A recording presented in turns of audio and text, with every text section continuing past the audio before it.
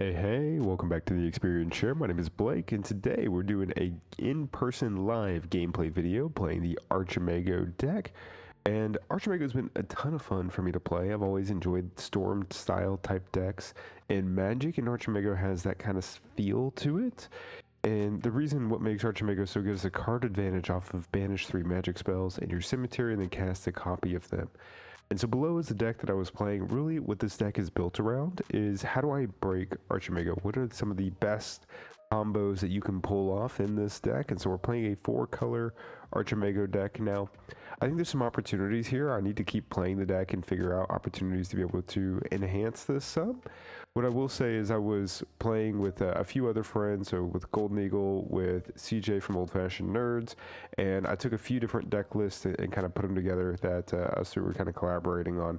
And the whole nature of this was trying to figure out how do I break Merlin. And so really the key card that I was trying to build around here was actually Replicate, because you have conjure copy of an artifact that the cast being carried by the caster, and so you can copy multiple Philosopher's Stone, multiple Ring of Morgans, multiple Angel's Eggs, and as soon as you have one Replicate, you have two. And so you can, in theory, you could have you play a ring, and then you could have 4 other rings from Replicate.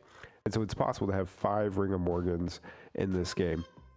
And so because of that, I felt like this was the right style of deck to be able to build, to try to see if this was the right way to be able to break it. So playing Amulet here, this has a twofold effect. It's able to protect you from your own Craterizes. It also is able to hopefully slow down or stop opposing Archimago decks from being able to deal damage to you.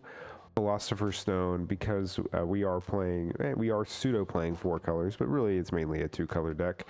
We are able to use this, get the discounts, and keep going. It's kind of like a double core in certain circumstances. Ring, super strong card that allows you to be able to ping down your opponent's minions, gaining life. Angel's Egg, delaying the game. I'm curious with how aggressive decks are now. Is Angel's Egg might not be good enough. It's really interesting. You'll see in this gameplay video that we're about to play, going against a Battle Mage, just how challenging it can be to play against a super aggressive deck with this. Orb, really strong here because you're able to get basically a 2-for-1 out of the spells that you're casting. Island Princess, really good at being able to go out, fetch yourself a ring. Sisters, put spells into the bin and allows you to be able to grab it. So it kind of draws 1.5 spells, and that's pretty good. Merlin, it gives you the opportunity to be able to see an extra spell, and then you can cast it if it's a magic spell. Root Spider, slowing down the game. We are playing some water sites, which is something you want to be aware of, but it's able to slow down the game to help you continue to get your combo out. Now, Scavenging Fiend is a really unique card here. So it has conjure a broken artifact to this location, and that can include your opponent's artifacts. And so if you dispel your opponent's rings, or somebody dispels one of your rings or your Philosopher's Stone, you'll be able to get it back here with the Scavenging Fiend. Grandmaster Wizard, just draw 3 spells, really getting the style of deck. And now the magics. Arcane Barrage, great finisher, able to hit for 8+ damage depending upon how much you have, and you can get it back, pop for another 8 the following turn. Rouse, 1 mana, look at the top 7, just helps you find your combo pieces like Divine Healing in some of these super aggressive matchups. And Divine Healing is just absolutely broken in this deck. Basically says 2 mana gain 14 life, which is absolutely insane.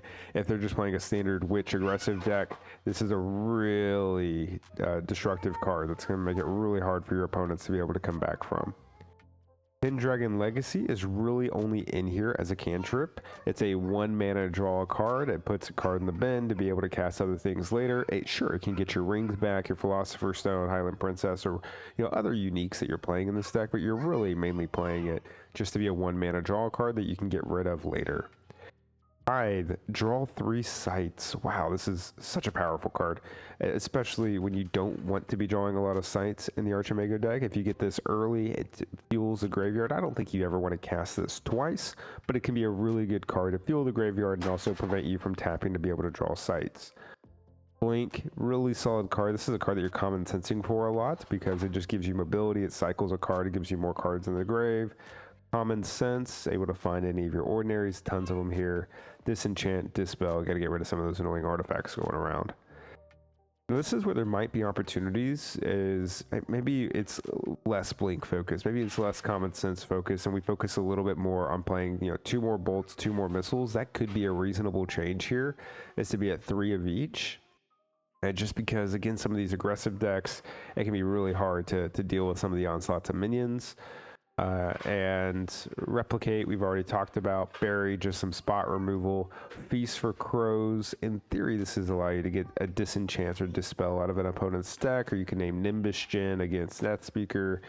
It's a card that I'm testing here, but especially if you have the opportunity to use to see your opponent's hand somehow. I guess we're not playing Lookouts in this deck, but Feast for Crows can be a really good card, especially if you can name something out of your opponent's hand. So if they Common Sense for something, or maybe see him Highland Princess for something, it could be really good.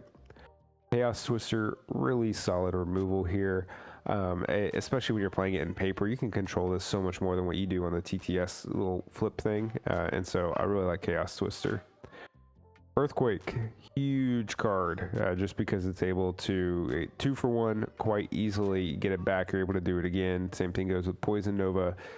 This is what makes Blink so strong, is that you can blink kind of in the top right is where I like to go, or top left, and then I have a really strong Poison Nova for the rest of the game. Craterize, strong finisher. You see one Craterize, you can just drop 2 of them on top of your opponent. Boom, 20 damage, destroy the sights under them. Really good. The sights, so a lot here, and really what I would say is, like, shout out to Kyle Scourge Alters and his hypogeometric calculator, his breakdown, because it's with his breakdown that I built this site. And so you have a 90% chance by turn 6 to have all the threshold that you need. Now, the theoretical math and what actually happens, sometimes you miss the water site, and that has some negative implications. But this is a really fun deck to play. There's definitely some room for optimization. This is not a top tier deck yet. However, I think if you are able to find the right balance, there's obviously a ton of power within the Archimago deck. That's enough of this deck breakdown. Let's get into some gameplay. All right, all set. All right. I don't draw. I will tap for a windmill, and I will pass. All right, let's draw a site. We'll tap to Valley of Delight for air and pass. All right. We'll untap. Draw. Tap. I'm just going to throw out an Awkward Quagsmire and pass turn. Draw a spell for turn. We'll tap for Pond, Plume Pegasus, pass. I don't like that. Untap. Draw site. Tap. Tower. I gotta get rid of it. Yep. Good. That makes sense. So that was the Air, Fire, Earth? Yeah, Air, Fire, Earth. Cool. Use that fast. All right. Use that a lot. We'll do spell for turn. We'll tap to Troll Bridge. Okay. And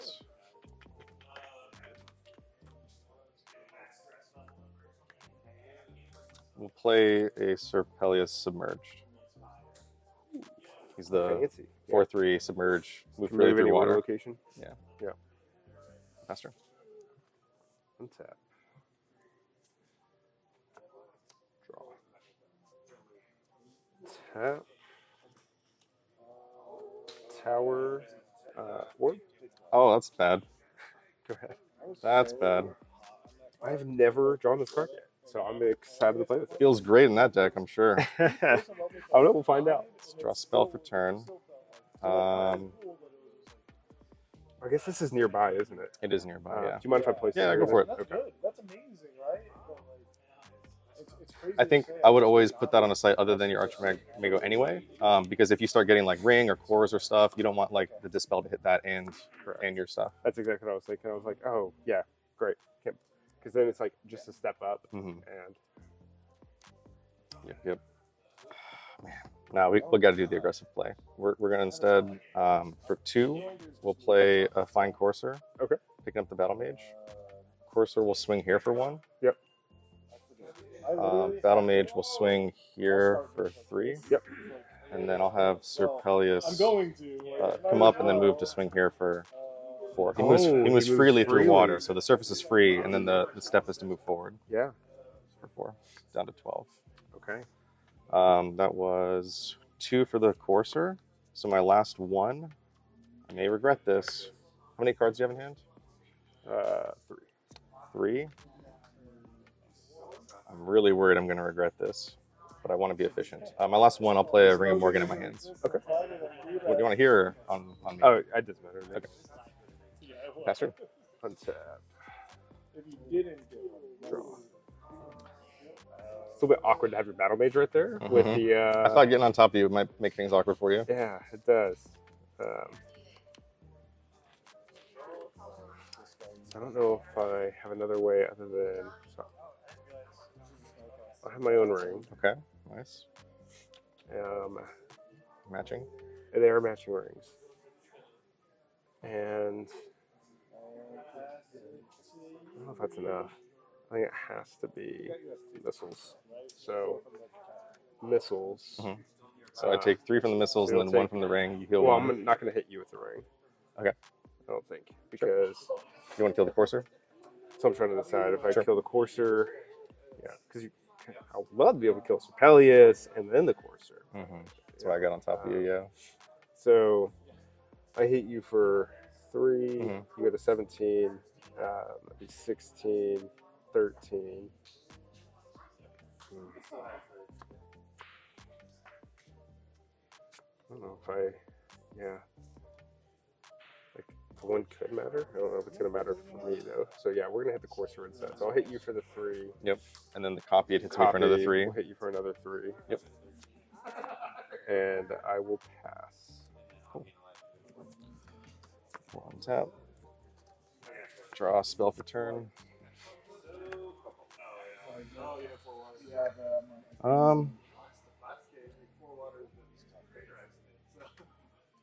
Again, in the spirit of keeping the gas on, we're gonna just for 3 play a sword and shield in our hands. Okay.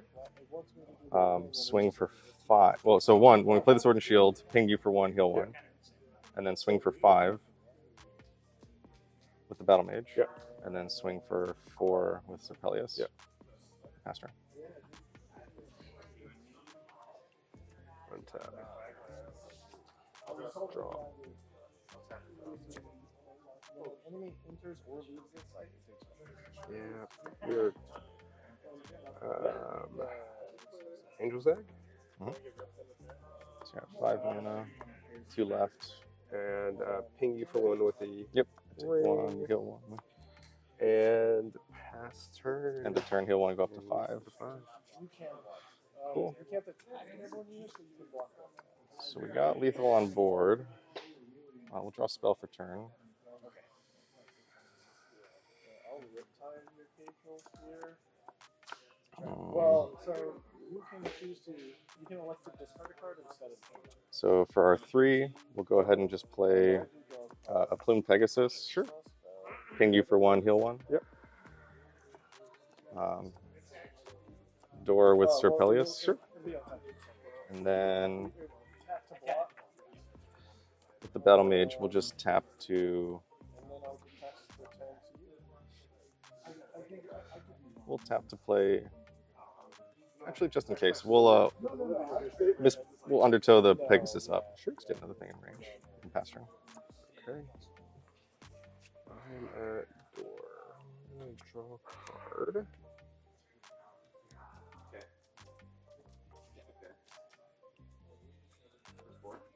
Alright, so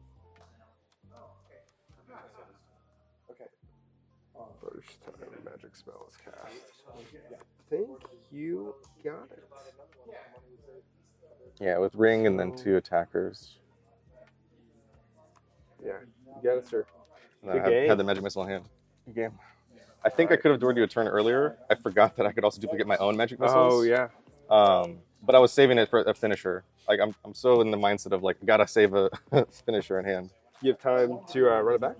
Yeah, let's do it. All right, let's go. That was a very aggressive opener for me. Like a little bit above average, I think. Hey, well, I had an above average draw too. So mulliganing away the lighthouse ended up hurting quite a bit there. But